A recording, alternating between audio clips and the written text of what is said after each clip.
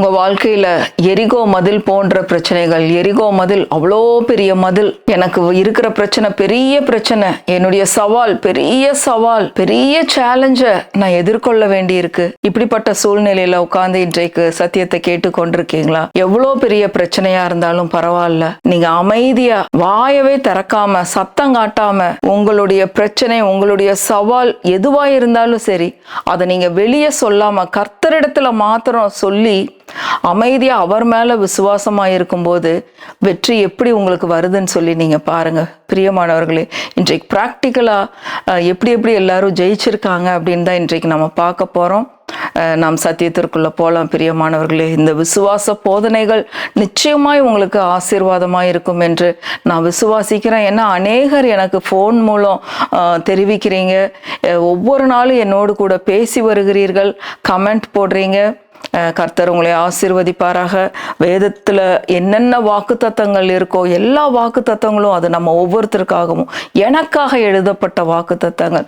அவைகளை எடுத்து நாம் சுதந்திரித்து கொள்ளணும். பாருங்க, எல்லா ஆசீர்வாதங்களையும் ஆண்டவர் நம்ம ஒவ்வொருத்தருக்காகவும் வச்சிருக்காரு. எப்போ நான் எனக்குன்னு சொல்லி விசுவாசித்து எடுத்துக்கொள்றனோ அப்பவுமே நான் வெற்றியை நோக்கி பிரயாணித்து கொண்டிருக்கேன்னு அர்த்தம். இன்றைக்கு நீங்களும் இந்த வெற்றி எனக்கும் உரியது அப்படின்னு சொல்லி நீங்க உரிமை பாராட்டி எடுத்துக்கொள்ளுங்கள். பிரியமானவர்களே, இது யாருக்கோ எழுதப்பட்டது, இது பழைய ஏற்பாடு, இது புதிய ஏற்பாடு, அந்த மாதிரி இருக்க வேண்டாம். இது எனக்காக கர்த்தர் அனுப்பின வார்த்தை அப்படின்னு சொல்லி எடுத்துக்கொள்ளும் பொழுது நிச்சயமா உங்களுக்கு பிரயோஜனமா இருக்கும். பாருங்க, இப்பவும் யோசுவா 6வது அதிகாரம் 2வது வசனம். யோசுவா 6:2. கர்த்தர் யோசுவாவை நோக்கி, இதோ எரிகோவையும் அதன் ராஜாவையும் யுத்த வீரரையும் உன் கையில் ஒப்பு கொடுத்தேன். Done, deal is over. எல்லா பிரச்சனையும் முடிஞ்சிருச்சு, எல்லாத்தையும் நான் ஒப்பு கொடுத்துட்டேன் இந்த வருஷத்துல அப்படின்னு சொல்லி கர்த்தர் சொல்றாரு. இப்ப நம்ம முதல் வசனத்துக்கு போவோம். யோசுவா 6:1. எரிகோ இஸ்ரவேல் புத்திரருக்கு முன்பாக அடைக்கப்பட்டிருந்தது, ஒருவரும் வெளியே போகவும் இல்லை, ஒருவரும் உள்ளே வரவும் இல்லை. எரிகோ அடைக்கப்பட்டிருக்கு. இதை தாண்டி கானான் தேசத்துக்கு போக முடியல, யாரும் உள்ள போகவும் முடியல, வரவும் முடியல, ஆசீர்வாதத்தை நோக்கி போக முடியல. ஒரு பெரிய மதில், அவ்வளோ பெரிய பிரச்சனையா இருக்கு யோசுவாக்கு முன்பாக.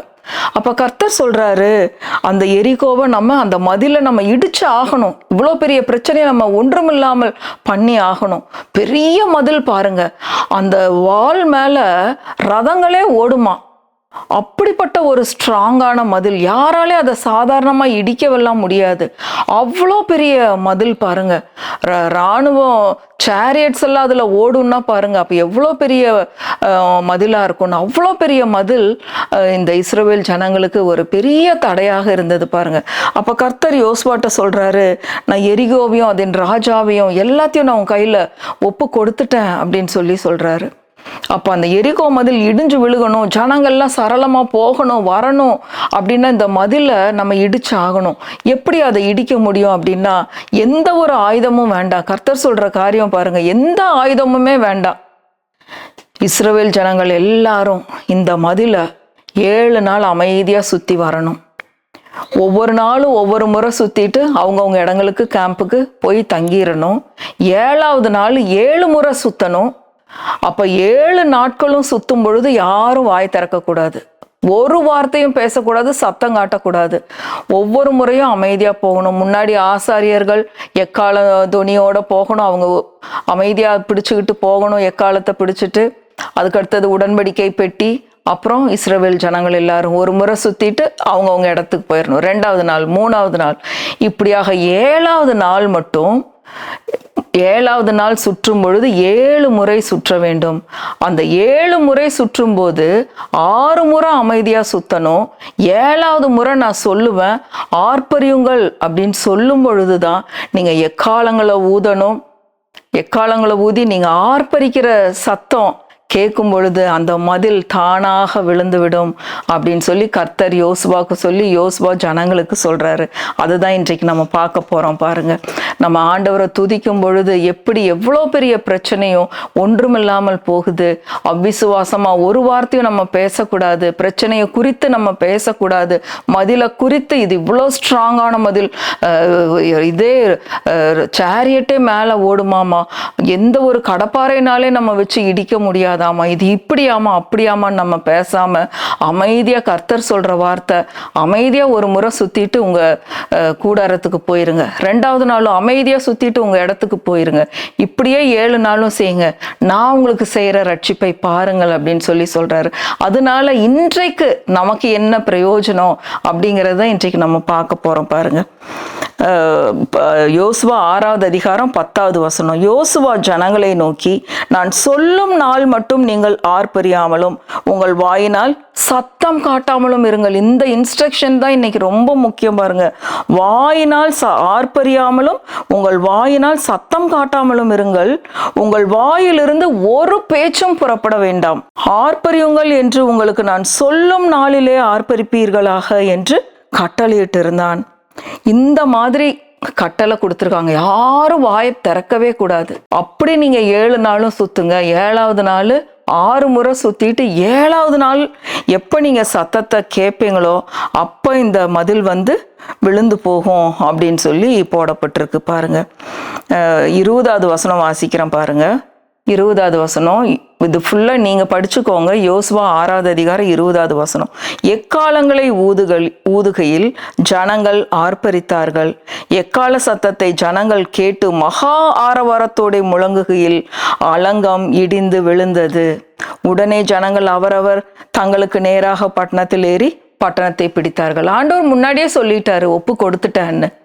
அப்ப கர்த்தருடைய கட்டளைக்கு கீழ்ப்படிந்து இவங்க அமைதியா சுத்தினதுனால அந்த மதில் 7வது நாள் 7வது முறை சுற்றும் பொழுது மொத்தம் 13 சுற்றுகள் வாயே திறக்காம சுத்தி இருக்காங்க. சத்தம் காட்டல, வாயை திறந்து ஒரு வார்த்தையும் பேசல.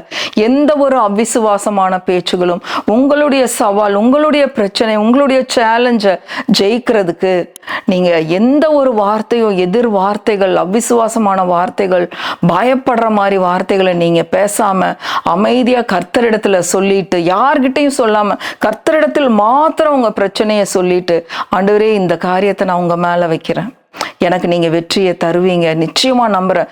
எரிகோ மதிலை விழச் செய்த தேவன் இன்றைக்கு என்னுடைய வாழ்க்கையிலும் நீர் செய்ய வல்லவர் அப்படின்னு சொல்லி நீங்க செஞ்சு பாருங்க, நிச்சயமா வெற்றி பார்ப்பீங்க. இதே மாதிரி வேதத்துல செஞ்சிருக்காங்க. அன்னாள் பாருங்களேன், அவளுக்கு குழந்தைகள்ல இன்னொரு எல்கானாவுனோட இன்னொரு மனைவி, இவளை அன்னால அவ்வளோ கடினமான வார்த்தைகளை சொல்லி மனம் நோவடிக்கிற மாதிரி அத்தனை வார்த்தைகளை பேசியிருந்தா. எத்தனையோ வருஷங்கள் வாயே பேசாம அமைதியா இருந்து ஒரு நாள் தேவாலயத்துல போய் தன்னுடைய இருதயத்தை அவள் ஊற்றிவிட்டாள் அப்படின்னு சொல்லி வாசிக்கிறோம் பாருங்க. 1 சாமுவேல் 1 அதிகாரம் 12வது வசனம் பாருங்க. 1 சாமுவேல் 1:12. அவள் கர்த்தருடைய சன்னதியில் வெகு நேரம் விண்ணப்பம் பண்ணுகிற போது ஏலி அவள் வாயை கவனித்து கொண்டிருந்தான். அன்னாள் தன் இருதயத்திலே பேசினாள், அவளுடைய உதடுகள் மாத்திரம் அசைந்தது, அவள் சத்தமோ கேட்கப்படவில்லை. உதடு மாத்திரம் அசைஞ்சிருக்கு, வாயை திறந்து ஒரு வார்த்தையும் பேசல. அமைதியா தன்னுடைய இருதயத்தை ஆண்டவர்கிட்ட ஊற்றி இருக்கிறா. அதுக்கப்புறம் நடந்தது என்ன? அநேகம் பிள்ளைகளை பெற்றுக்கொண்டாள். சாமுவேல் தீர்க்கதரிசி அண்ணாளுடைய வாழ்க்கையிலிருந்து முதல் கனியா வெளியே வந்தாரு பாருங்க. சாமுவேலை போல ஒரு தீர்க்கதரிசி சாமுவேலுக்கு முன்னாடியும் இல்லை பின்னாடியும் இல்லைன்னு நம்ம வேதத்துல வாசிக்கிறோம். அதே மாதிரி புதிய ஏற்பாட்டுல பாருங்க, மரியாளோட வாழ்க்கையில ஆண்டவர் செய்த காரியம். லூக்கா 2வது அதிகாரம் 19-20வது வசனம் பாருங்க. இவங்கெல்லாம் வாயே திறக்காம அமைதியா ஆண்டவர் சமூகத்துல தங்கள் இருதயத்தை ஊற்றினார்கள் பாருங்க. அப்பதான் எவ்வளவு பெரிய பிரச்சனையும் நம்ம ஜெயிக்க முடியும். பிரியமானவர்களே, சும்மா நம்ம வாயில அளப்புறவங்களா இருக்கக்கூடாது. 2வது அதிகாரம் 19-20. லூக்கா 2:19-20. மரியாளோ அந்த சங்கதிகளை எல்லாம் தன் இருதயத்தில் வைத்து சிந்தனை பண்ணினாள். மேய்ப்பர்களும் தங்களுக்கு சொல்லப்பட்டதின்படியே கேட்டு கண்ட எல்லாவற்றிற்காகவும் தேவனை மகிமைப்படுத்தி துதித்து கொண்டு திரும்பி போனார்கள். அநேக காரியங்களை தேவதூதன் சொல்றாங்க, உனக்கு இப்படி ஒரு குழந்தை பிறக்கும், அவனுக்கு இயேசுன்னு பேரிடுவ அப்படின்னு சொல்லி பரமசேனையின் திரள் எல்லாரும் அப்படி ஆண்டவரை மகிமைப்படுத்துறாங்க. ஏசு ஆண்டவர் இந்த குழந்தைய பார்த்து, மேய்ப்பர்கள்லாம் போய் மாட்டு தொழுவத்துல ஏசு ஆண்டவரை பார்த்து துதித்து மகிழ்ந்து வர்றாங்க. மரியாள் என்ன பண்ணாளா? இந்த காரியங்கள் எல்லாம் பார்த்து அவ பரவசப்படவே இல்லை. மரியாளோ அந்த சங்கதிகளை எல்லாம் தன் இருதயத்தில் வைத்து சிந்தனை பண்ணினாள். பிரியமானவர்களே, இன்றைக்கு உங்களுடைய பிரச்சனைகள், பாடுகள், நீங்க சொல்ற எதுவா வேணா இருக்கட்டும், எல்லாவற்றையும் உங்க இருதயத்துல வைத்து, இந்த வருஷத்துல இருதயத்துல வைத்து காத்து அதை கர்த்தரிடத்துல மாத்திரம் சொல்லி அமைதியா நீங்க இருக்கும் பொழுது விசுவாச வார்த்தைகளை உங்க உதடுகள் மாத்திரம் அசையும்படியாக கர்த்தருடைய வார்த்தைகளை, வாக்கு தத்தங்களை நீங்க அறிக்கை பண்ணி அமைதியா இருந்து பாருங்க. எந்த ஒரு சலனமும் காட்டாம நிச்சயமாய் நீங்க உங்க வாழ்க்கையில வெற்றியை பார்ப்பீங்க. எவ்வளோ பெரிய மதிலா இருந்தாலும், கர்த்தாவே நீர் நல்லவர், நீர் நல்லவர், நீர் நல்லவர், இந்த மதில் ஒன்றுமில்லாமல் போகும், தரை மட்டமாகும் இயேசுவின் நாமத்துலன்னு சொல்லும் பொழுது அது ஒன்றுமில்லாமல் போகும். இப்படிப்பட்ட ஒரு பிரச்சனை உன் வாழ்க்கையில் இருந்ததா? வெளியே தெரியவே இல்லைன்னு சொல்லி எல்லாரும் பார்த்து ஆச்சரியப்படத்தக்க விதத்துல கர்த்தர் உங்க வாழ்க்கையில் இந்த வருஷத்துல பெரிய காரியங்களை செய்வார். பிரியமானவர்களே, இந்த வார்த்தைகளை எல்லாம் உங்க இருதயத்துல எடுத்து சிந்தனை பண்ணி இரவும் பகலும் தியானம் பண்ணுங்க. நிச்சயமா உங்க வாழ்க்கையில வெற்றியை பார்ப்பீர்கள். கர்த்தர் நல்லவர், அவரை துதியுங்கள், அவர் கிருபை என்றும் உள்ளது. ஆமென், ஆமென், ஆமென்.